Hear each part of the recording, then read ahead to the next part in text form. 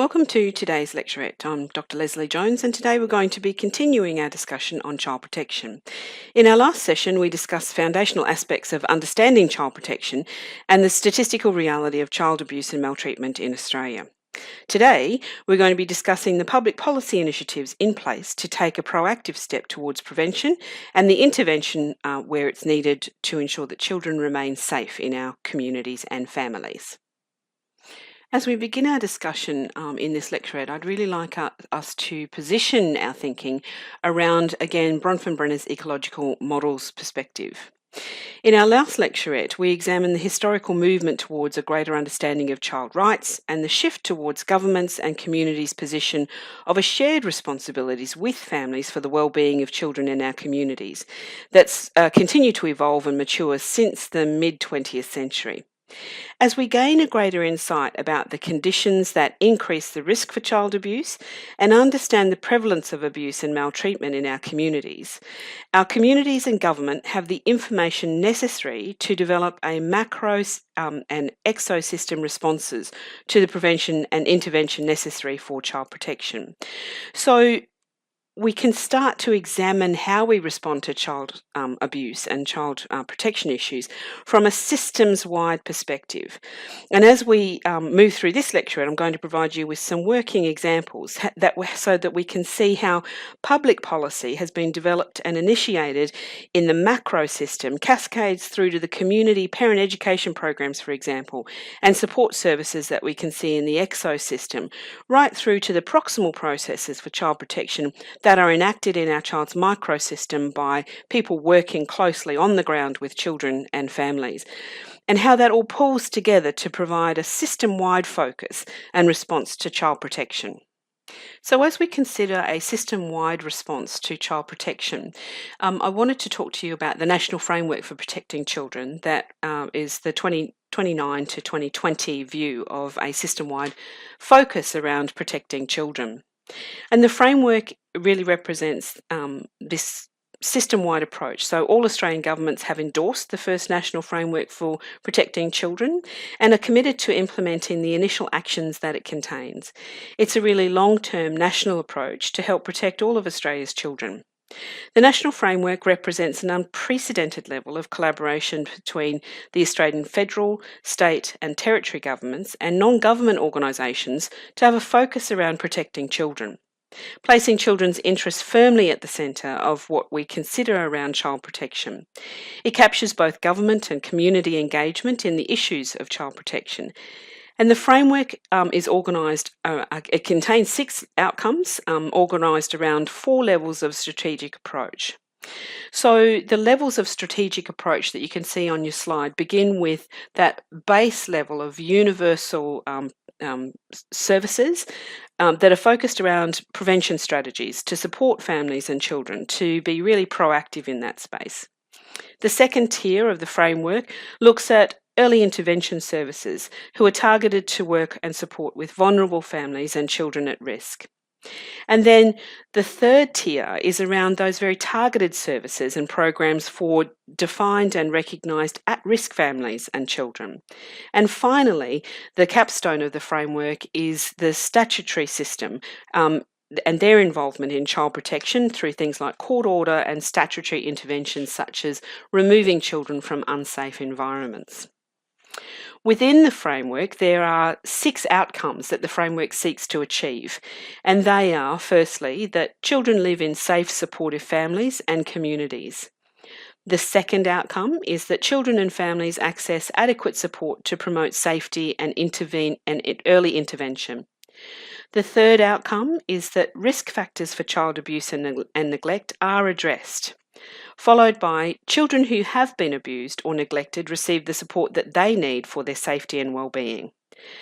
The fifth outcome focuses around Indigenous children and ensuring that there's a focus around that they are supported and safe in their families and communities. And the final outcome is that child sexual abuse and exploitation is prevented and that survivors receive adequate support. So in the following slides, we're going to take a closer look at some of the specific examples of the system and community responses to child protection that sit within this framework. And so, as we begin to really consider how the macro system influences the initiatives and responses at the exo and micro level, it's important to recognise that at both state and federal levels there are legislative focuses around child protection, such as long-standing initiatives such as out-of-home care arrangements for children who can no longer safely stay with their families, through to some really recent examples of legislative and public policy responses at the macro system level that have cascaded to the exo system for implementation in our local communities and organisations. And paramount to this cascading effect occurring well in our system-wide approach is that of government funding from the macro system, as it supports the many community and state agencies that work to protect children and intervene where children are significantly at risk of harm. And therefore, it's a critical enabler for public policy initiatives to move from aspirational thinking into the reality of implementation of programs in our local communities for children and for families. And a simple example of how government funding is so important, again, if we think about that framework for child protection that we've just spoken about, there's an example of an initiative that was funded through the federal government and state governments around the Family Connect agencies as one of those tiers of service provision that happens for families who are vulnerable or at risk, and it's around a really targeted approach to prevent those families and from those children from entering into the tertiary level of intervention at the statutory level. And so it's a really nice example of how families are being supported within that framework, and a working example of how macro level initiatives and thinking have cascaded into public policy that have in turn actually seen a result of an actual program hitting the ground, working with children and with families. The three examples of the macro system responses that you can see on your screen to address child protection in the last decade include things such as the introduction of the first ever Children's Commissioner for Australia, the Royal Commission into the institutional responses of child sexual abuse, and as a recommendation coming from that Royal Commission, the development of the first ever national principles for child-safe organisations. So they're nice examples, again, of how macro system public policy actually cascades into real life initiatives and practices at the exo and micro level in our communities. And so I wanted to spend a moment talking about the Royal Commission into Institutional Responses for Child Sexual Abuse as a real milestone in this country for how we view and respond to child protection issues. And it was set up to inquire into and report upon the responses by institutions to instances and allegations of child sexual abuse in Australia. It was a really broad-reaching and detailed commission into how our institutions in this country support and protect children.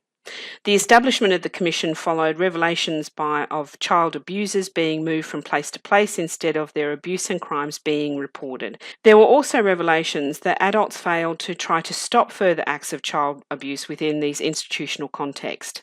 And so the Commission explained the history of abuse in educational institutions, religious groups, sporting organisations, state institutions and youth organisations.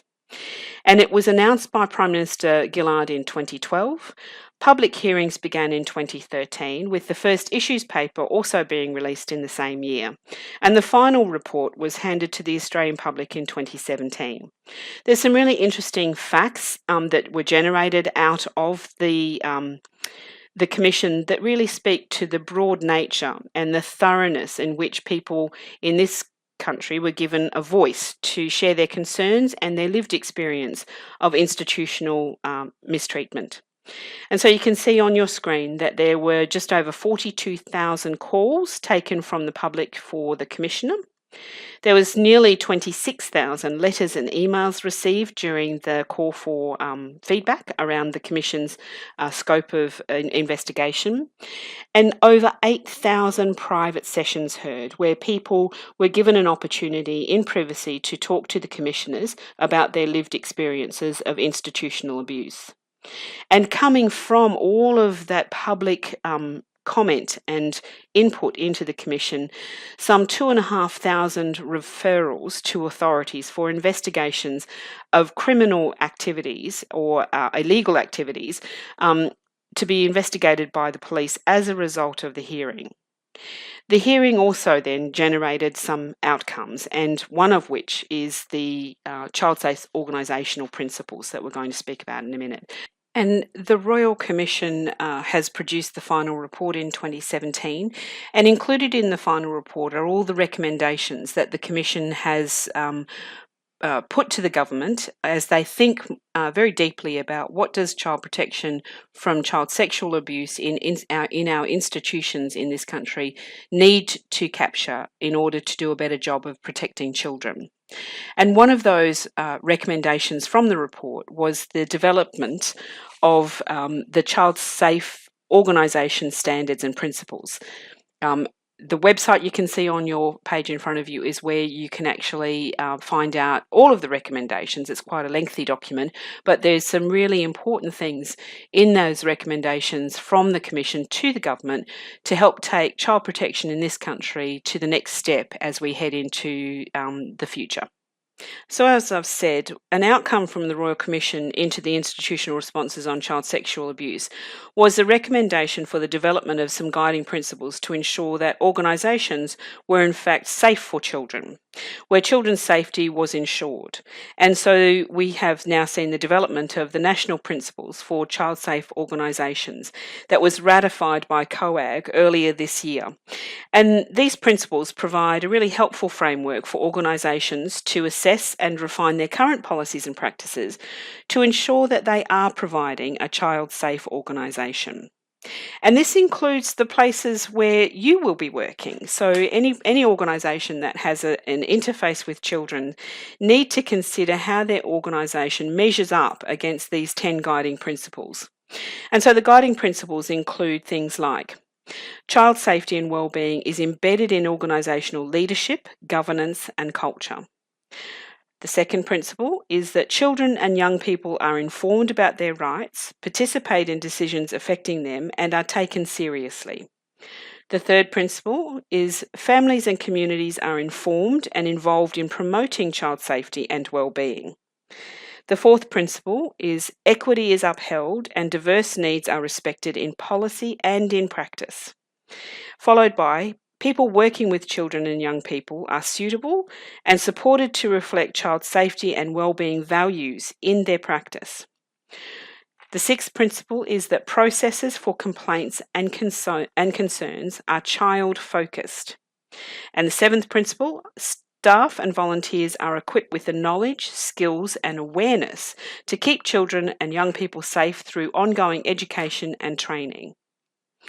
The eighth principle is that physical and online environments promote safety and well-being while minimising the opportunity for children and young people to be harmed.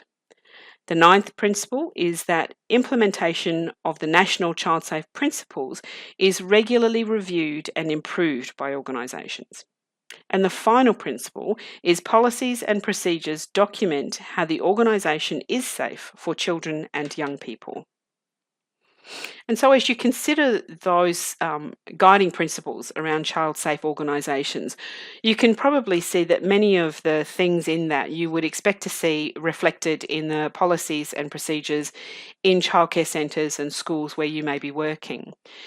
But really reflecting on that deeply with the educators and team members in the organisation that you work with is a really positive step towards making sure that we are genuinely putting child protection on the agenda and genuinely ensuring that the people who work closest with children have a working understanding of what they need to do to make sure that their organisations are genuinely child safe. I wanted to now take a quick look at the establishment of Australia's first Children's Commissioner and to put that into context as another milestone in the Australian context around the notion around child protection. In 2013, the Australian federal government established the first National Children's Commissioner and appointed Megan Mitchell to that role to help promote the rights, wellbeing and development of children and young people in Australia, and to ensure their voices, including the most vulnerable voices, are heard at a national level. So the Commissioner's role is to ensure that Australia can meet its obligations under the Articles and Principles of the UNCRC. And we've spoken about the United Nations Conventions on the Rights of Children in our previous lecturette. And so her role is to include discussions and reports around the 3 Ps. So the protection that children require to live and grow healthy lives, the provision of services to secure the outcomes of the articles in the Convention, and the active participation in all matters relating to their lives. And so the focus of the Commissioner's role is to do things like submit annual reports to the government about matters relating to the enjoyment and exercise of human rights by children in Australia. The Commissioner can make recommendations to the government about actions that should be taken to ensure human rights of children are upheld in Australia, and to promote the discussion and awareness of matters relating to the human rights of children in Australia. And also to undertake research or education or other programs for the purpose of promoting respect and the exercise of human rights for children in Australia. And finally, to examine and report to government existing and proposed Commonwealth policies to assess whether they recognise and protect the human rights of children in Australia, and to report to the Minister the results of these types of reviews.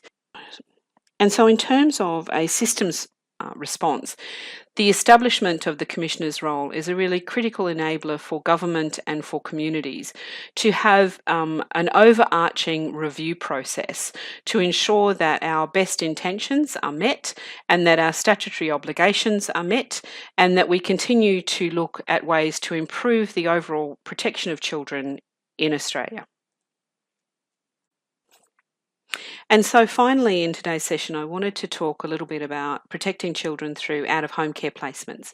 And as we move through this part of the discussion, I would like us to keep in frame that these statistics and information about out-of-home care placements really have a human face to that as we consider the exosystem agencies that are working to place children and their agency workers, and the many public servants that have their working life spent working directly with children at significant risk of harm and their families, and the people who provide out-of-home care placements for those children as a really necessary and essential community services for our most vulnerable children.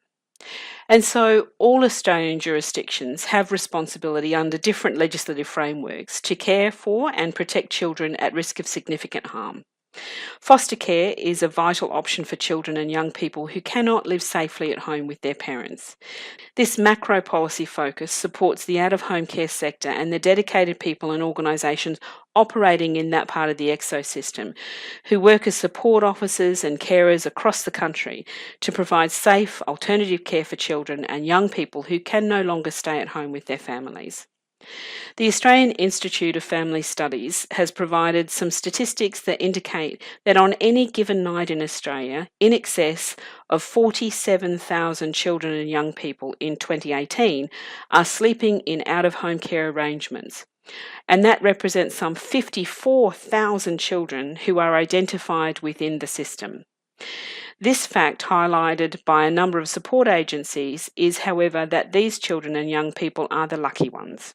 The demand for support services and out-of-home care placements has outstripped supply for a growing number of years. Your text highlights that the demand for out-of-home care placements has tripled over the past 20 years. In part, this is due to the increased impacts of complex social issues affecting family functioning. Things such as substance abuse by parents and mental health issues faced by parents, and domestic violence increases. Of most concern is a significantly higher proportion of Aboriginal children in out-of-home care, representing 52.5 children per 1,000 children, compared with only 8.1 children per 1,000 for the rest of the Australian children's population. Your text makes a very concerning point that this represents that Indigenous children are 9.5 times more likely to be placed in foster care than with their white peers. And these statistics should have us as Australian citizens highly, highly concerned. There are two forms of out-of-home care, and that includes kinship or relative care and formalised foster care. The Australian Institute of Family Studies states that kinship care can refer to a number of brackets of support and refers to the placement of children with relatives, so kin, with persons without a blood relationship but who have a relationship with a child or family, or with persons from the child's or family's community, the kith. So kinship care can also be referred to as relative care, kith and kin care, or family and friends as carers. In the context of kinship care, the term related child is used to define a child who has a prior relationship with a carer, although this may not necessarily be a blood relation. Kinship care is the fastest growing type of care in Australia.